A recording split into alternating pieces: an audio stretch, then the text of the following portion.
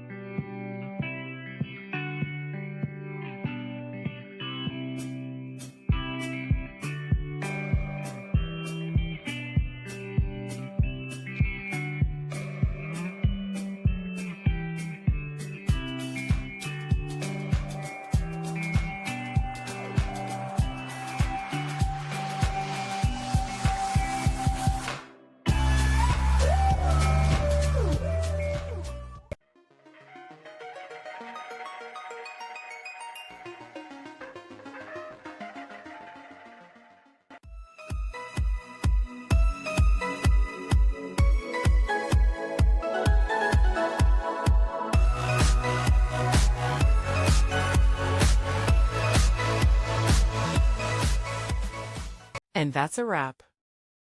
I hope you found the answer you were looking for. If you did, take a second to hit that subscribe button. It really helps out.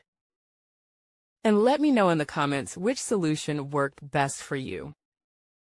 See you next time in the debug zone.